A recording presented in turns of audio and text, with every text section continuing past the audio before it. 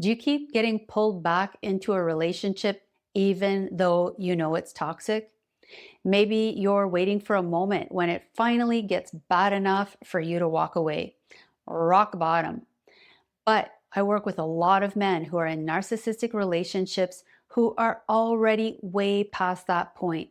She's already been psychologically abusive, sometimes even physically abusive. Maybe she's cheated, lied, or crossed lines you never thought you'd tolerate in a million years. Maybe you've lost your stability, your sanity. You don't even recognize yourself when you look in the mirror, and yet you're still going back.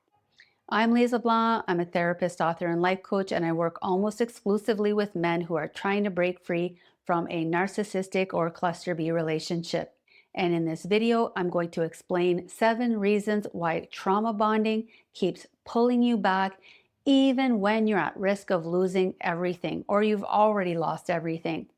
The other day, I was working with a client, we'll call him Jeff, and he'd already lost so much. He knew this relationship was destroying his life. He could explain exactly what was happening. He could name the manipulation tactics. He could see the toxic patterns, and still he kept going back. He couldn't go more than 3 days without re-engaging with her. And that's the level of pull that I'm talking about here. So let's jump right in with the 7 reasons you can't fully let go. The first reason you can't let go is because of something called intermittent reinforcement. And this is the psychological mechanism behind trauma bonding. So what happens here is one day she's loving, attentive, and everything you've ever wanted and needed. The next, she's distant, critical, cold, and abusive. And just when you're ready to walk away, she pulls you back in with that affection, validation, idealization, and that unpredictability between the hot and cold is exactly what causes the trauma bond. And this is the same principle that makes gambling addictive. You keep playing because of the hope that you might win. And over time, your nervous system becomes conditioned to this pattern. And that conditioning creates an addiction-like loop that overrides logic. And this is why you can sit there and say, this is manipulation. This is destroying my life. And yet still go back to her. Because this isn't happening at a logical level. It's happening at a neurological level. So you can be the smartest guy in the world and still be conditioned to wait and work for those potential rewards. The second reason you can't let go is because of those painful withdrawal symptoms. So when the relationship ends, at first you'll feel relief. You'll feel like a free man. But then after a few days, something shifts and you start getting agitated. You feel pressure. You feel restless, anxious, lonely, worthless, like something is seriously wrong with you. And you feel that intense pull to reach out or re-engage with her to feel better.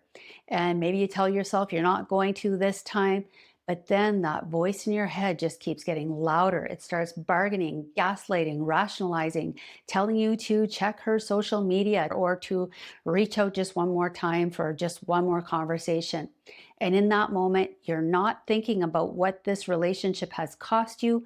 You're just thinking about getting the relief from the obsessive thoughts and the emotional anguish that you're experiencing.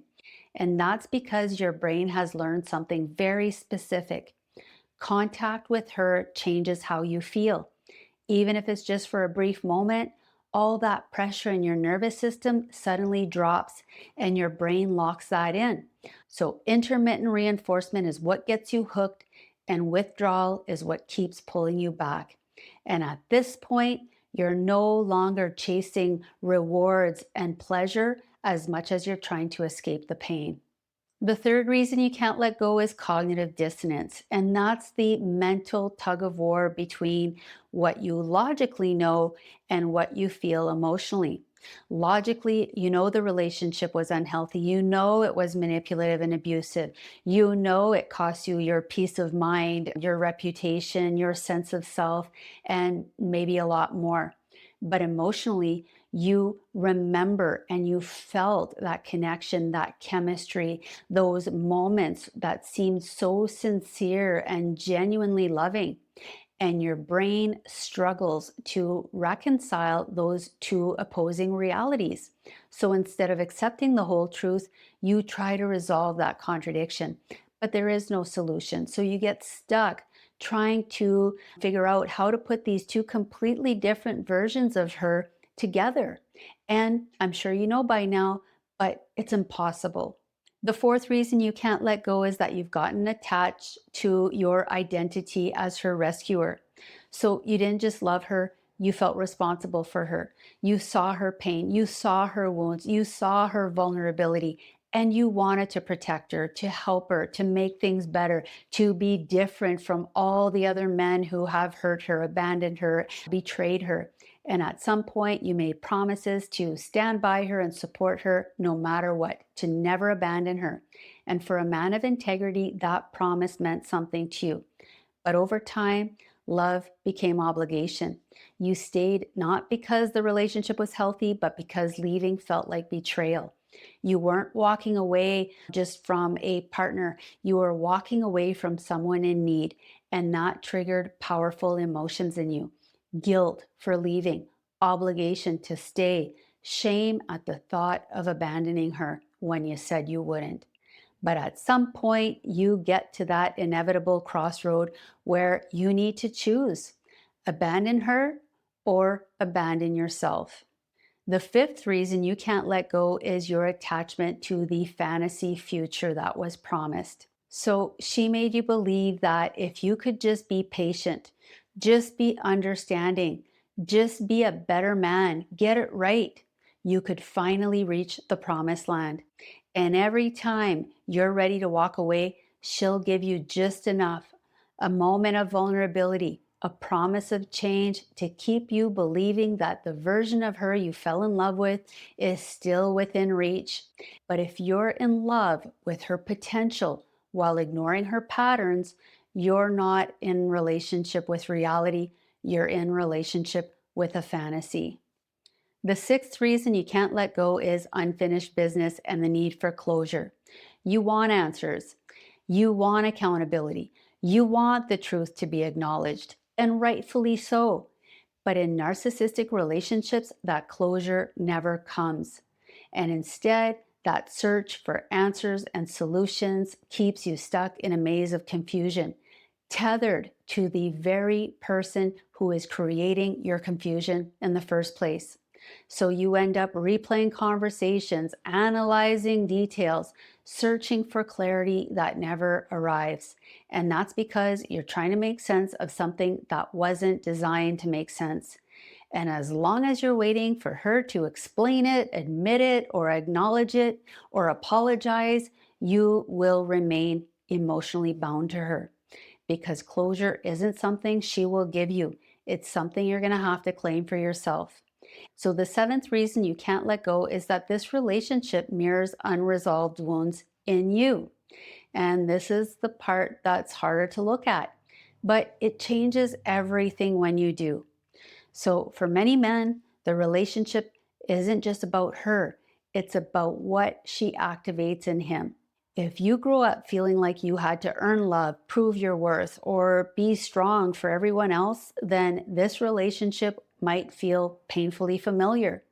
And you might be attached to what she represents, which might be the chance to finally be chosen, the opportunity to fix what was once broken, the hope of earning the love and approval that you didn't receive as a child.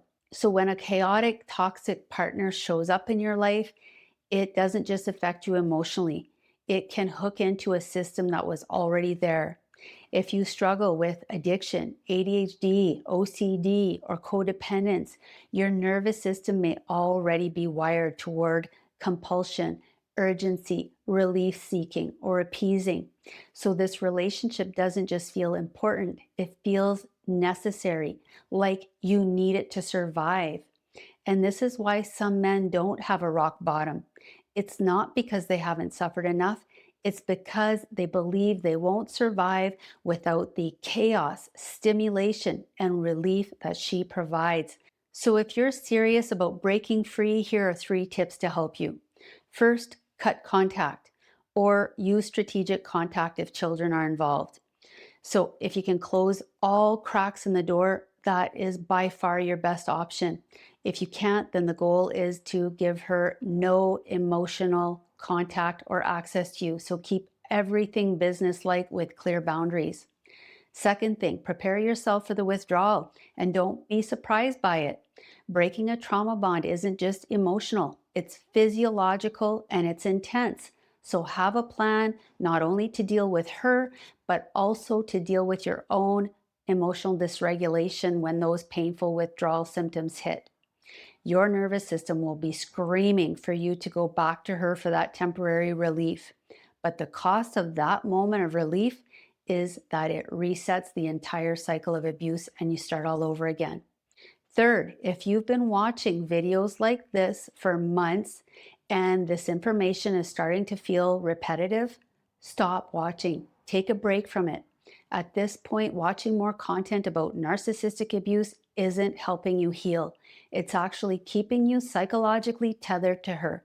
So for the next 7 days, replace this type of content with motivational videos, maybe something like Joe Dispenza or Tony Robbins, and start redirecting your focus towards your future. I'd also suggest reaching out to a therapist in your area who specializes in narcissistic abuse. And I've also added some resources in the description section of this video that are specifically designed for men who are in this exact situation. Thanks so much for watching, and I'll see you in the next video.